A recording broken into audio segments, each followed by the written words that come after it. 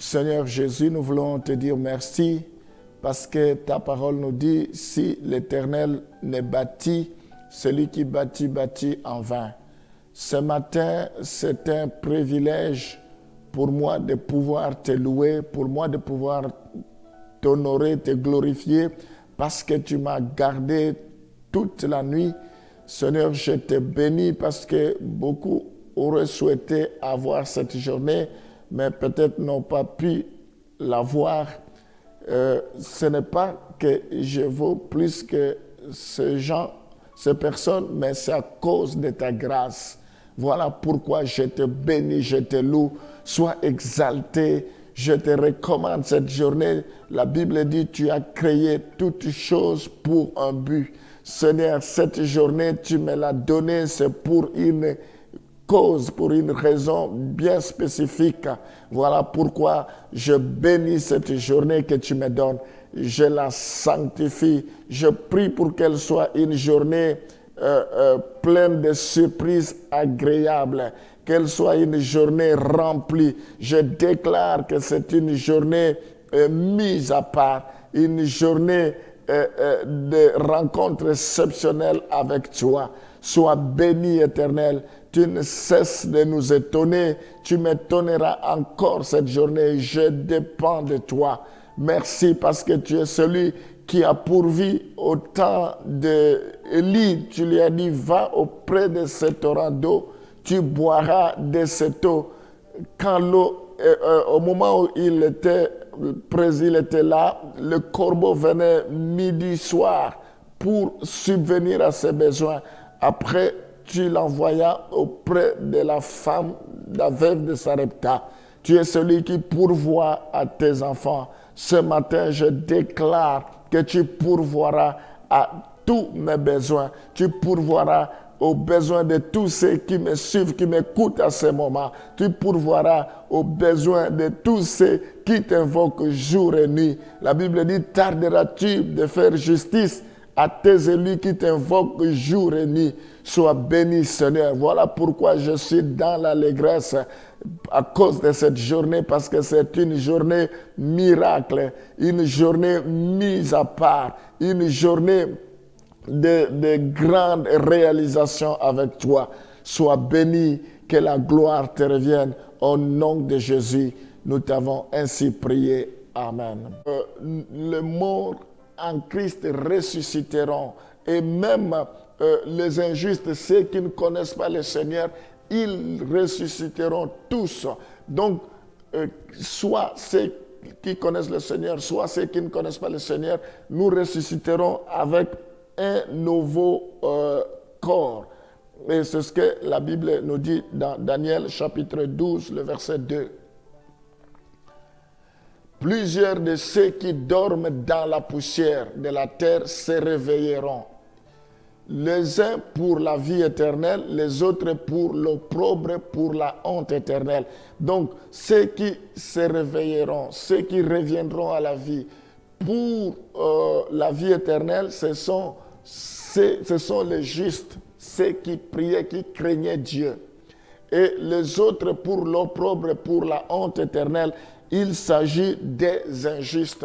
De quel côté seras-tu quand tu ressusciteras après la mort? La mort, ce n'est pas la fin de toutes choses.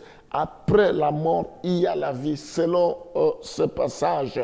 Et nous allons continuer avec Jean chapitre 5, le verset 25. En vérité, je vous l'ai dit, l'heure vient et elle est déjà venue où les morts entendront la voix du Fils de Dieu, et ceux qui l'auront entendu vivront. L'heure vient où les morts entendront la voix du Fils de Dieu, et les morts ressusciteront. Nous devons savoir que la mort n'est qu'un passage, n'est qu'une transition. Jésus-Christ lui-même est mort, il est ressuscité, il est capable de ramener tous ceux qui sont morts à la vie. Jésus-Christ est le seul qui peut donner une promesse avant sa mort à quelqu'un, et il réalise cette promesse même après la mort. il meurt, il ressuscite et il réalise la promesse dans la vie de quelqu'un. Donc les morts entendront la voix du Seigneur. Alléluia. Lazare était mort. Jésus a dit, Lazare sort. Parce que Dieu appelle à l'existence ce qui n'existe pas comme s'ils existaient. Je déclare ce matin que tout ce qui est mort en toi ressuscite. Ça peut être tes affaires qui sont mortes. Ça peut être un domaine de ta vie qui est mort, c'est-à-dire il n'y a rien qui marche. J'ordonne que cela ressuscite parce que Jésus donne la vie. Il est le chemin, la vie et la vérité. C'est lui la résurrection. Celui qui croit en lui ne mourra pas, même s'il continue à vivre. On va lire, on est toujours dans Jean chapitre 5, le verset 25. On va lire le verset 28 et le verset 29. Ne vous étonnez pas de cela, car l'heure vient où tous ceux qui sont dans le sépulcre entendront sa voix et en sortiront. La Bible nous prévient, nous ne devons pas nous étonner. Tous ceux qui sont dans le sépulcre, sans exception, quelle que soit leur religion, quel que soit leur passé, quelle que soit leur obédience, appartenance, ils entendront la voix du Seigneur. Ils ressusciteront. Quelle que soit la manière dont ils sont décédés, ils ressusciteront. Les justes ressusciteront, les injustes ressusciteront pour comparaître devant le trône de Dieu. Même si maintenant nous ne croyons pas au Seigneur, même si maintenant nous faisons semblant, même si maintenant nous ne voulons pas suivre le Seigneur nous attend après notre mort. Il nous ressuscitera et nous aurons des comptes à rendre. C'est pourquoi je vous encourage, vous qui priez, de persévérer. Je m'adresse à tous ceux qui me suivent. Si vous n'avez jamais donné votre vie au Seigneur, il est plus que temps. Vous devez lui donner votre vie. La Bible dit, voici, je me tiens à la porte et je frappe. Si quelqu'un entend ma voix, il ouvre, j'entrerai, je souperai avec lui et lui avec moi. Celui qui frappe, il est toujours dehors. Donc Jésus frappe, il est dehors, en dehors de ta vie. Il veut entrer. Il faut que tu ouvres ton cœur, que tu lui donnes la première place.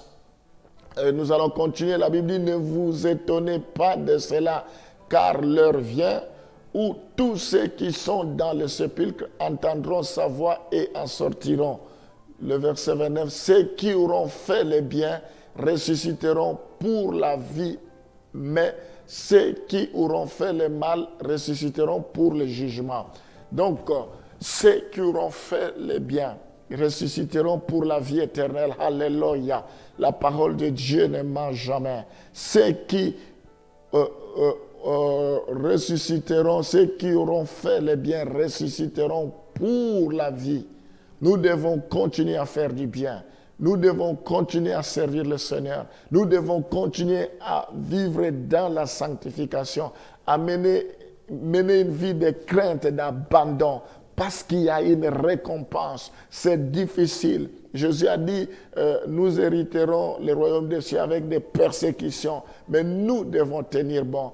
Nous devons accepter de nous priver. Nous sommes comme des athlètes. Les athlètes courent en s'imposant une certaine discipline.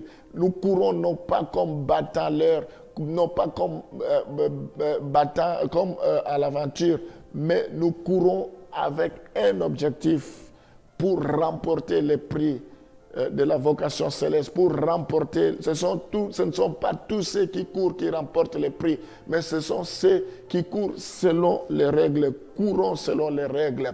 Alors ceux qui ne croient pas, ceux qui se moquent de notre Dieu aujourd'hui, ceux qui disent que Dieu n'existe pas, ce jour-là, ils ressusciteront pour être jugés. Mais bien aimé, c'est véridique, c'est une réalité de ce qui se passera. Il est temps que tu puisses regarder vers la bonne direction. Il est temps que tu prennes conscience que tu dois mettre ta vie en ordre avant que Jésus revienne, avant que tu sois surpris par la mort. Seigneur, je prie pour cette belle parole que nous écoutons, qui nous encourage. Nous voulons être du côté des justes, Seigneur. Oh Père, nous voulons persévérer contre vent et marée. Pour rien au monde, nous allons t'abandonner. Que rien ne puisse nous distraire. Éloigne loin de nous toutes sortes de distractions, toutes sortes d'aveuglements spirituels, toutes sortes d'incrédulité, toutes sortes d'esprits d'égarement dans le nom de Jésus. Seigneur, la Bible dit, vaut mieux la fin d'une chose que son commencement. Nous qui avons bien commencé, que nous allions jusqu'au bout. Je prie pour ceux qui ne te connaissent pas, que les écailles tombent de leurs yeux ce matin, que l'aveuglement quitte leurs yeux maintenant. Je prie pour que leurs yeux s'ouvrent, pour qu'ils contemplent ta gloire, que tu les visites. Ne les laisse pas tranquilles. Rends-les sensibles pour qu'ils écoutent ta voix. Que tu plies leur cœur comme tu plies les cœurs, comme tu plies les torrents d'eau. Oh Seigneur, ceux qui ne te connaissent pas, j'intercède à leur faveur. Tu uses de patience.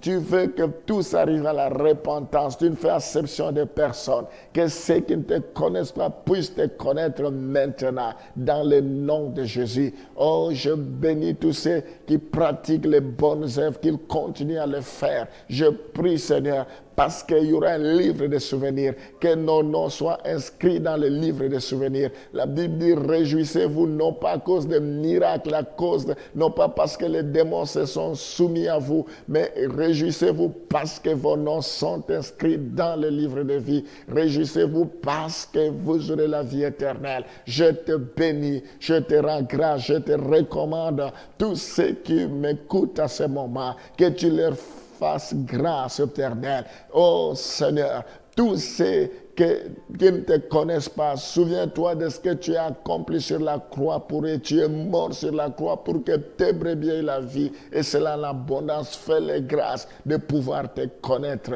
dans le nom de Jésus. Je bénis la journée d'aujourd'hui. Je prie pour te recommander tous ces qui te connaissent, que leur vie soit cachée en toi dans les lieux célestes, que rien ne les sépare de ton amour, qu'aucun travail ne les sépare de ton amour, que le mariage ne les sépare pas de ton amour, que le bien de ce monde ne les sépare pas de ton amour. La Bible dit, rien ne pourra me séparer de l'amour de Dieu. Ce n'est pas la mort, ce n'est pas la disette, ce n'est pas les épreuves, ce n'est pas les difficultés. Dans le nom de Jésus, je bénis tes enfants, je bénis la journée d'aujourd'hui. Je prie pour qu'ils soient la tête et non la queue, que tout ce qu'ils entreprendront puisse réussir. La Bible dit, vous verrez désormais la différence entre ceux qui me servent et ceux qui ne me servent pas. Que tu sois toujours de leur côté, que les portes qui étaient fermées s'ouvrent maintenant, que le bonheur et la grâce les accompagnent tous les jours de votre vie, que l'impossible devienne possible. Je révoque toutes sortes de malédictions dans leur vie. J'annule toutes sortes de... Je révoque, je résiste contre toutes sortes de mauvais sorts, de malchance dans leur vie. Au nom de Jésus, que ta grâce surabonde dans leur vie. Tu es venu avec la vérité et la grâce. Au nom de Jésus, nous t'avons ainsi prié. Amen.